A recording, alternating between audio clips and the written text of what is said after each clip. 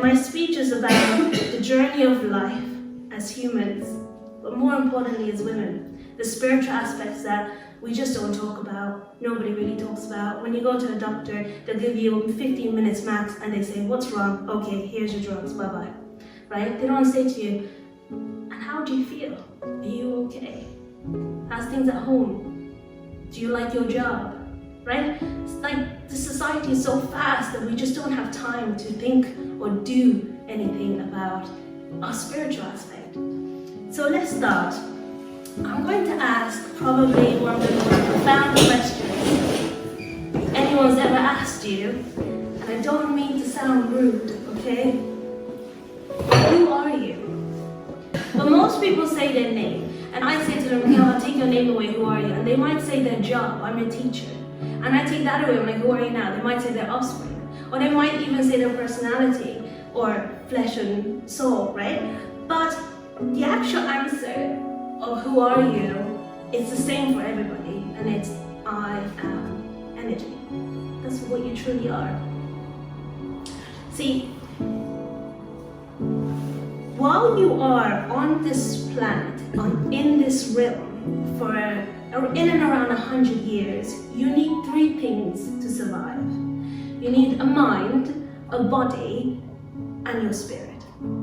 The same way that you might go to Spain and you don't need your rain jacket anymore because you're not in Ireland anymore, you don't need your umbrella or your boots, you need sunwear and sandals, maybe a beach towel. Or if you go to Alaska, you need a thick jacket, thick boots, warm socks. When you go to a different place, your needs are different. What you need in terms of tools to survive in that environment is different. So when you come to Earth, what you need as a tool is a mind and a body. When you go, you don't need them anymore the same way that a bikini is no good to you in Alaska. You don't need them anymore. You leave them here and then you go. So who are you really then? If you are leaving 2 things behind at the end of your 100 years? Your spirit, right? Your energy. Now, the same way that you go on holiday, you don't go on holiday and you say, I live here now. Because you're gonna come back, right? And the same way you don't go to a hotel room and decorate it like it's a home. And this life is the same. You're going back. You're on holiday. And there is a reason why you say my house, my car, my body. Because the body is also a possession. We clean it, we feed it, we nurture it, we clothe it. When it's sick, we heal it. And then at the end, we give it back to the earth. And then we leave. So one of the reasons why I'm doing a short talk on nutritional needs is because it is important to keep the vehicle that keeps you on this plane and it keeps you going for in and around hopefully 100 years, maybe 120 if we're really lucky. But by then you're like, oh, just take me, God. Especially if you're married. So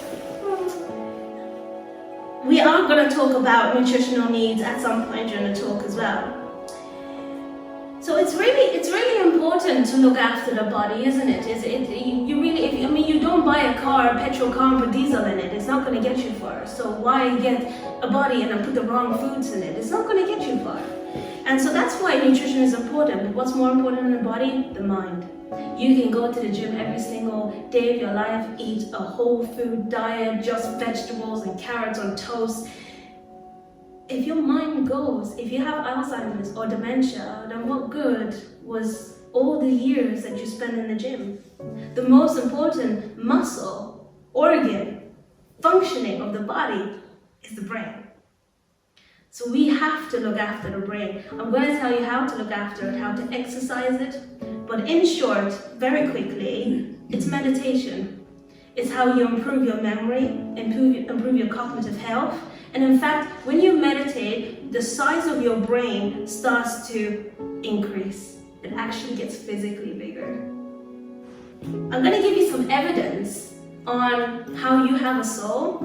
And remember that everything I mentioned today can be backed by science. You can walk away from here or even text me, email me and say, this is the thing that you talked about, can you give me that research? And I will give it to you. There are tons and tons and tons of research that are based on holistic practices, okay? So, I know I have a body. You know you have a body. You can see it, you can touch it. If I pinch you, you say, ow. You know you have a body. But how do you know you have a spirit? Where is it? Is it the same size as you and just walks behind you like a shadow? Where is it? Can I see it? Can I touch it? How do I know I have one? So let me tell you the biological evidence of how you have a spirit. It's going to get a bit sciencey, so if there's any questions, just put your hand up and ask me. Sorry, say that again, or ask me to explain. So I'm going to try my hardest. So between two halves of your brain, so in between your brain, right there, right, from here all the way back, there is an organ called the pineal gland. It's the size of a grain of rice. It's tiny. This tiny organ is 10 times more protected than your brain. Your brain literally does everything to do with survival of the body, your heart rate, oxygen levels, breathing, ingest everything. Yet pineal gland is nowhere near what the brain does, and it's 10 times more protected than the brain. Why? And scientists really want to know this because they notice this on several occasions that the body will protect this organ instantly before it protects the brain. And what does the pineal gland do? So the pineal gland produces hormones. So when the light hits your eye in the morning and the body is like, oh, okay, we need to wake up, the pineal gland produces a hormone called serotonin, and you wake up all happy, great, waking up. And the same way it does it when you are going to sleep. It produces melatonin so that you fall asleep. But that's not why that the pineal gland is 10 times more protected than the brain. It is because of a molecule called DMT. This molecule does nothing for the body. Nothing. It's only released twice in your lifetime, when you're born and when you die. So scientists were like, why is the body protecting this tiny grain of a rice organ 10 times more than the brain for a molecule that does nothing? Absolutely nothing. So in 1991, Dr. Rick Strassman got FDA approval to do tests on humans to find out what DMT does and what it is. And I won't bore you with the ins and outs of the research, I'm just going to tell you the results. What he found was that DMT molecule is the molecule that keeps the spirit to the body. If you remove it, the body will instantly die. And Dr. Rick Strassman, like myself, is a Buddhist, and what he found fascinating is that the Buddha said, on the 45th day of someone's death, they'll go on to their next life. So when they die, 45th day, they'll go somewhere else. Whether that's heaven or another life, I don't know. But they start their next life. So for 45 days after somebody passes away, they're still with you, they can hear you, they're here, but on the 45th day, they're gone.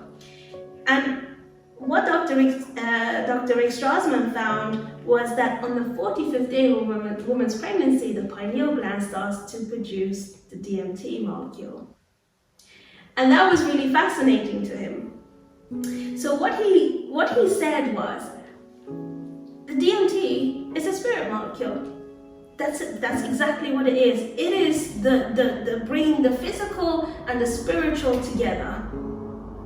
So then we look at Native American cultures where they have all the shamanic drinks. And what they did was they extracted DMT from certain specific plants, make it into a tea called ayahuasca, and people drink it. Now when they drink large amounts of DMT, it tricks the body into thinking that it's dying, because it's only released twice in your lifetime, when you're born and when you die.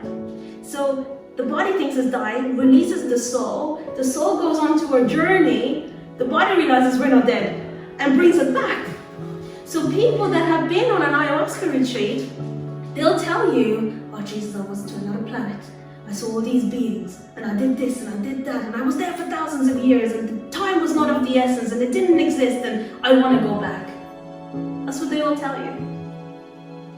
Now, what's even more interesting is that they found that DMT is in everything. All the animals. Every single animal has this molecule, whether they're cold-blooded, whether they live in the sea, whether they're an insect, they all have it. That means that every single animal on this planet has a soul.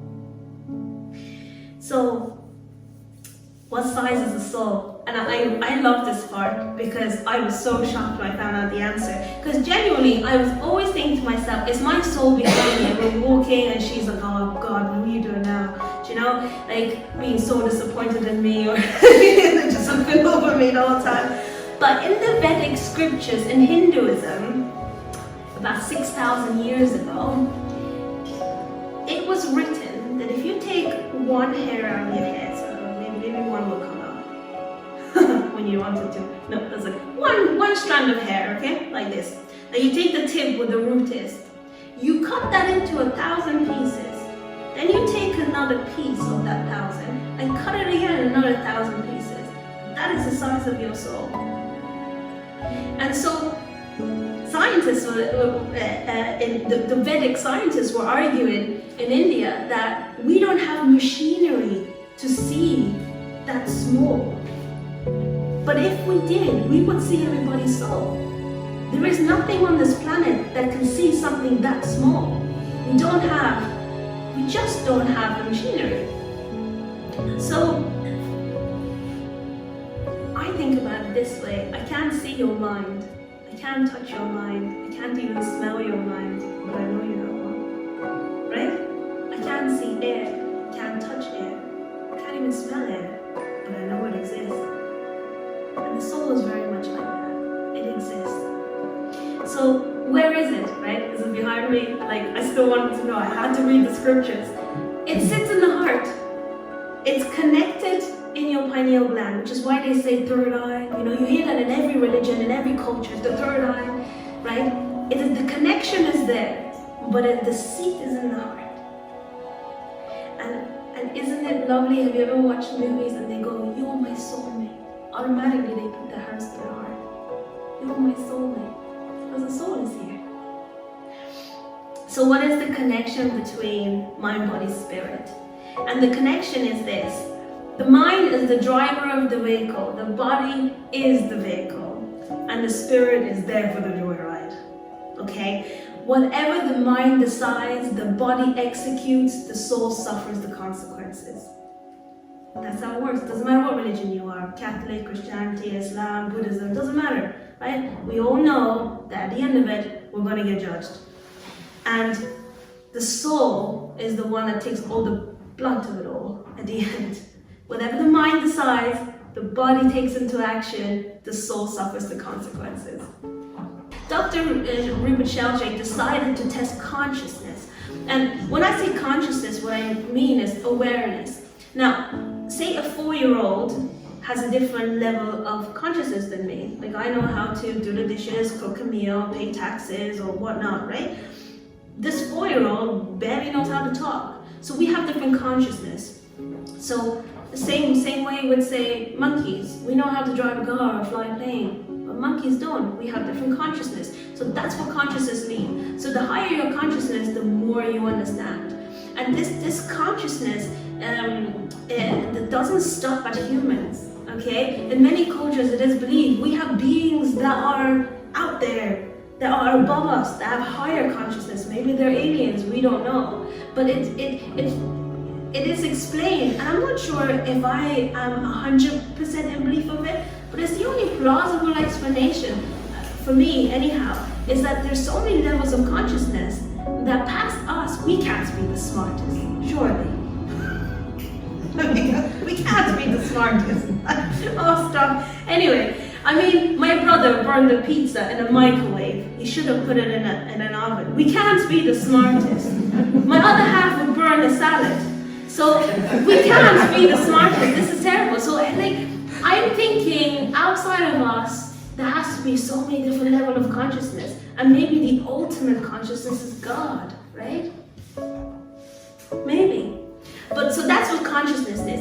And Dr. Ruben Sheldrake did a study where he took a bunch of rats and he put them into a escape room and then timed how quick and how efficient these rats would escape out of this escape room. And then he did the same study again in a different continent with different rats. And those rats picked up where the last rats left off. And then he did it again in another continent with different rats at a different time.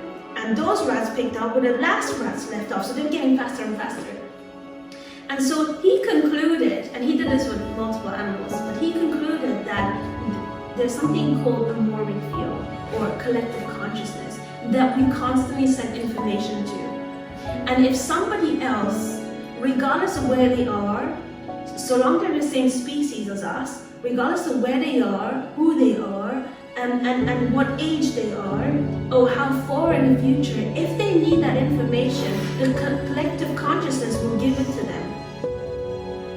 Does that make sense? Which means that when you are learning things like you are right now, you are actively sending things to this collective consciousness cloud. Next time somebody needs that information to survive, they'll get it. And he did this with cells as well. Cells within our bodies, they have their own consciousness, molecule cells. He also did this with orchids, plants. So they all have consciousness. So in many ways, we are connected to each other, as women especially, because we have our own collective consciousness, which means that you can actually tap into your ancestry. You can tap into their knowledge, you can tap into their wisdom through meditation with a bit of practice, but it's possible.